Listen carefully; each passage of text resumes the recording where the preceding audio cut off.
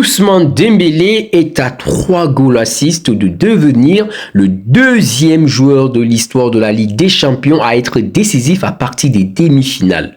On ne se rend même pas compte de la dinguerie que dès la semaine de la saison prochaine, si le Paris Saint-Germain rejoint le dernier carré, Dembélé a la possibilité de passer devant Lionel Messi et Karim Benzema. Une fois dit, les deux sont des ballons d'or. Lui aussi, c'est un ballon d'or. Donc, en fait, il mérite sa place. La saison dernière, des demi-finales jusqu'en finale, il a été décisif au match aller et au match retour contre Arsenal 2 fois. Et en finale, il a été décisif 2 fois, donc ça fait 4. Ça signifie que seulement cette année, il a été décisif 5 fois. 3 fois au match aller contre le Bayern en demi-finale, 1 fois au match retour et 1 fois en finale, ça fait 9. C'est juste en fait exceptionnel. Mettons du respect sur la tête de cet homme.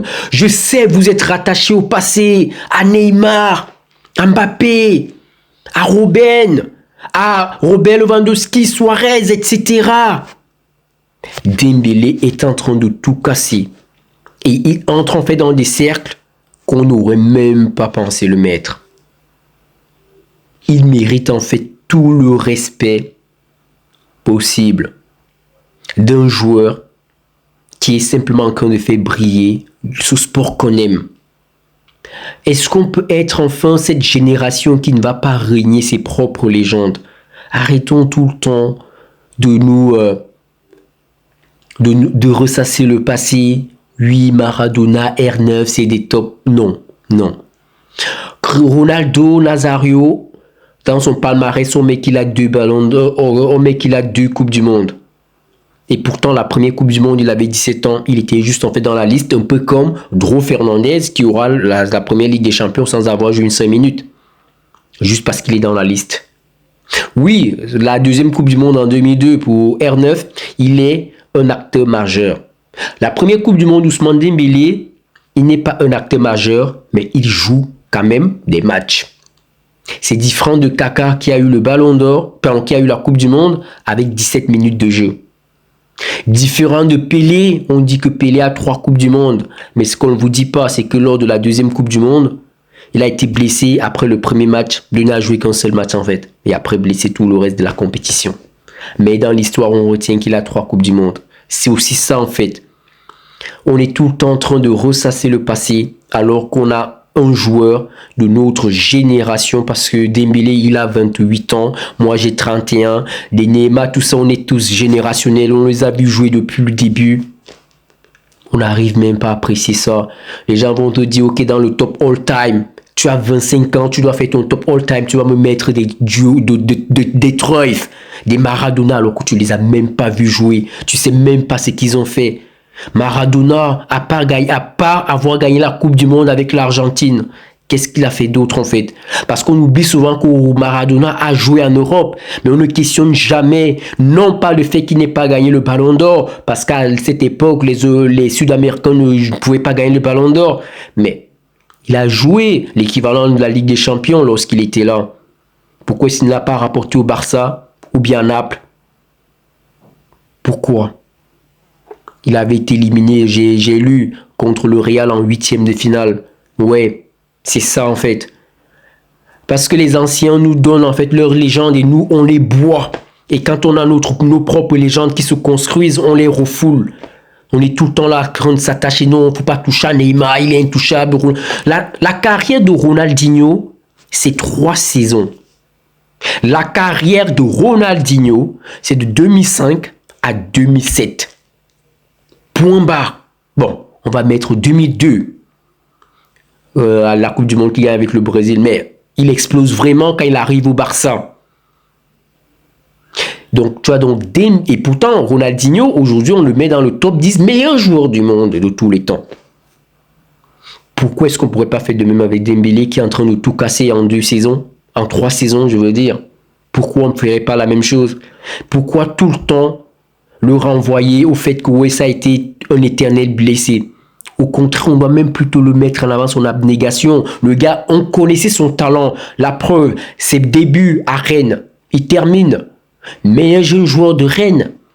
Il arrive en Bundesliga, à Dortmund, même pas au Bayern. Il termine meilleur jeune joueur. Plus de 20 passes décisives pour sa première saison avec Dortmund.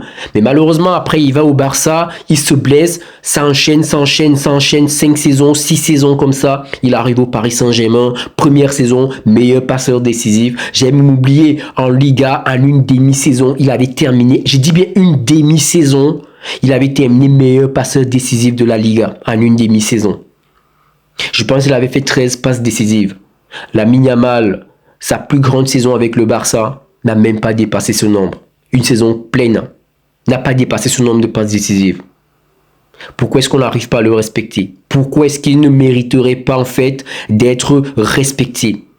Ousmane Dembélé aujourd'hui, c'est un joueur de classe mondiale, un joueur all-time. On a vu depuis que le Paris Saint-Germain a gagné cette Ligue des Champions, les cercles dans lesquels il entre. Le 4e joueur de l'histoire, derrière Beckenbauer, que j'ai pas vu jouer, dont je vais rien dire, derrière Gerd Müller, j'ai pas vu jouer, dont je vais rien dire, mais il y a quand même Lionel Messi à avoir remporté une Ligue des Champions, pardon, 2 Ligues des Champions, une Coupe du Monde et un Ballon d'Or.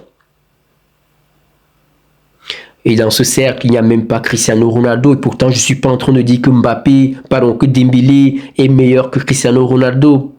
Je suis juste en train de dire qu'aujourd'hui, on a un joueur de notre génération qui mérite tout simplement en fait qu'on le mette en avant et qu'on arrête tout le temps de penser que l'herbe est toujours mieux, que ce qui se faisait avant était toujours mieux.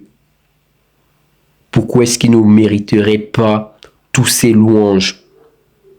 Un autre cercle fermé, il fait partie des 5 joueurs de l'histoire de la Ligue des Champions. Quand on voit le beau monde qui est passé dans cette Ligue des Champions, à avoir été buteur depuis la phase de groupe, phase de ligue, en 8e de finale, en quart de finale, en demi-finale et en finale d'une saison de Ligue des Champions.